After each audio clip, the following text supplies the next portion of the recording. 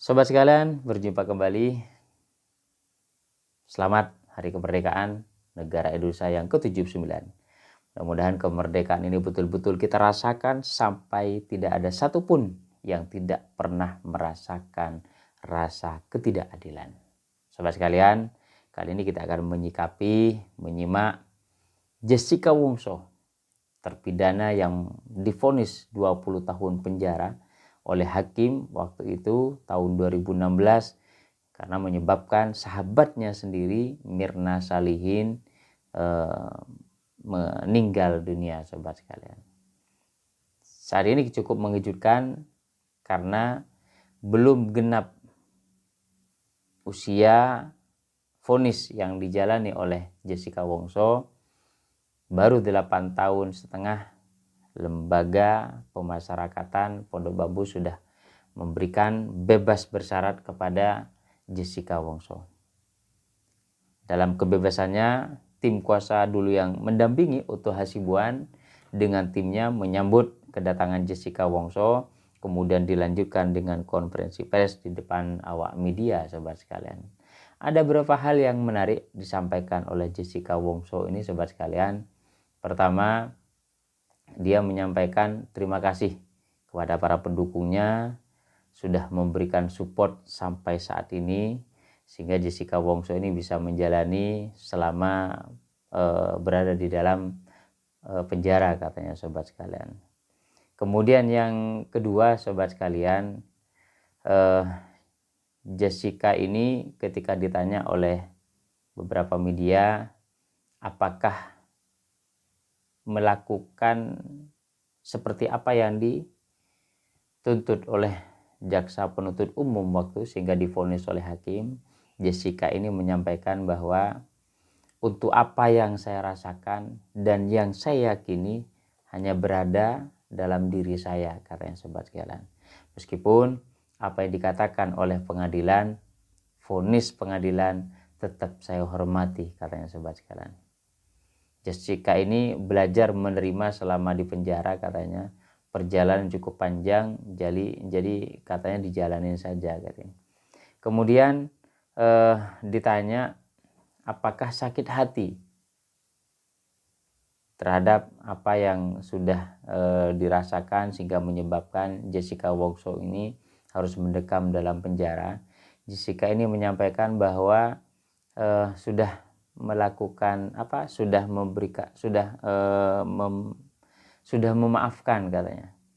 Jadi saya sudah memaafkan semuanya dan tidak ada dendam, katanya. Sobat sekalian, meskipun hal pada awal itu terjadi saya sangat sedih sekali, katanya. Sobat sekalian, tetapi saya sudah memaafkan semuanya dan tidak ada dendam sama sekali.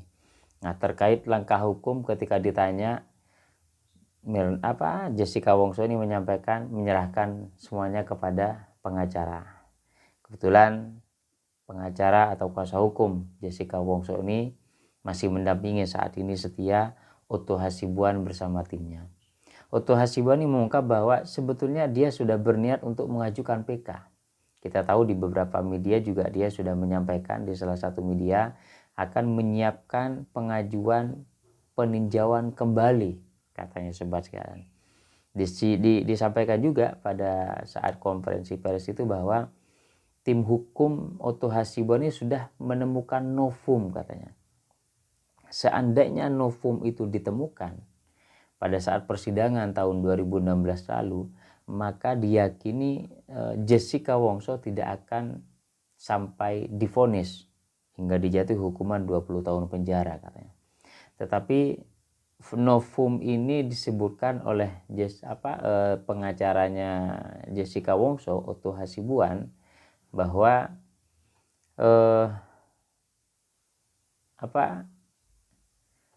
novum itu tidak dapat ditemukan waktu itu pada saat persidangan itu. Sebenarnya bukti itu ada, hanya disembunyikan oleh seseorang. Lah, siapa seseorang itu, sobat sekalian? Kenapa tidak diungkap saja oleh Otto Hasibuan, kan? Kalau memang tahu bahwa novum itu sebetulnya ada pada saat persidangan tetapi disembunyikan oleh seseorang, itu sampaikan saja, ungkap saja itu, sobat sekalian, seharusnya itu. jangan nanggung-nanggung gitu. Tetapi ketika ditanya saat ini masih niat rencana untuk pengajuan PK itu ditangguhkan karena Otto Hasibuan bersama timnya pun juga terkejut terkait dengan kebebasan Jessica Wongso ini, sahabat sekalian. Lah dikatakan oleh Otto Hasibuan ketika ditanya novum apa itu, Otto Hasibuan tidak menyebut.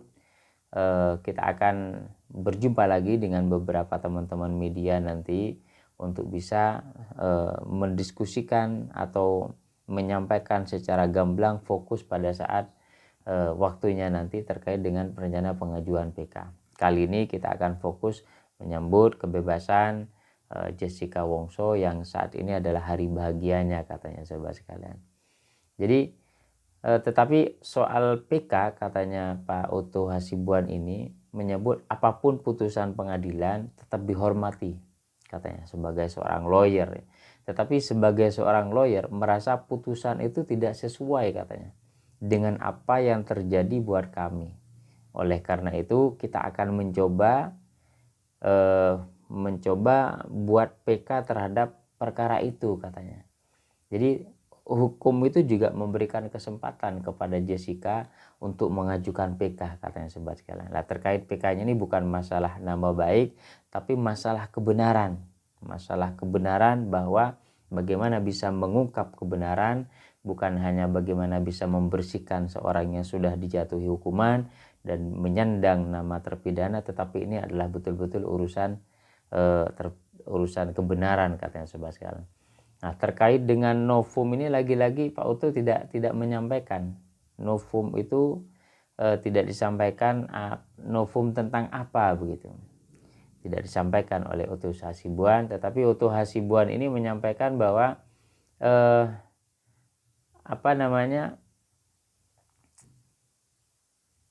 cukup kecewa.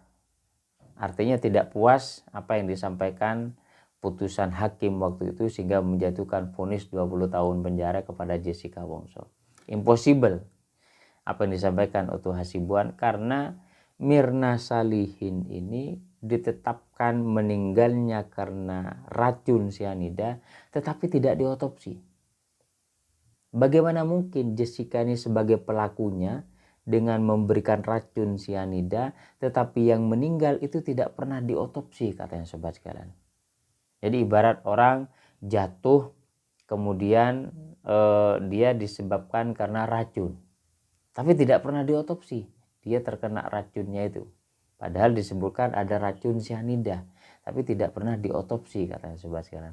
Nah, ini yang menurut Otto Hasibuan bersikukuh bersama tim kuasa hukum yang lain dalam timnya itu kecewa terhadap putusan vonis hakim itu, diyakini bahwa tidak puas dan itu impossible. Banyak hal yang harus kembali dilakukan peninjauan kembali, termasuk dengan novum yang bisa memperkuat nantinya bahwa memang Jessica Wongso ini bukan pelakunya, gitu katanya, sobat sekalian. Nah, tetapi lagi-lagi ketika ditanya Jessica Wongso ini apakah benar pada saat itu Jessica ini sebagai pelaku atau bukan. Tetapi bahasa yang disampaikan Jessica ini cukup datar sekali, sobat sekalian, tidak menyatakan secara gamblang bahwa saya bukan pelaku, saya pelaku, tidak begitu, sobat sekalian. Tetapi apa yang disampaikan oleh Jessica ini bahwa kalau narasinya ini untuk apa yang saya rasakan, yang saya yakini berada dalam diri saya katanya. Meskipun apa yang dikatakan oleh pengadilan tetap saya hormati katanya. Jadi tidak begitu jelas apakah dia memang bukan pelaku atau tidak, hanya dia sendiri yang tahu katanya, sobat sekalian. Nah, ini yang menjadi tanda tanya apakah cukup meragukan bahasa dari Jessica Wongso atau memang karena ini masih dalam masa kebebasan bersyarat.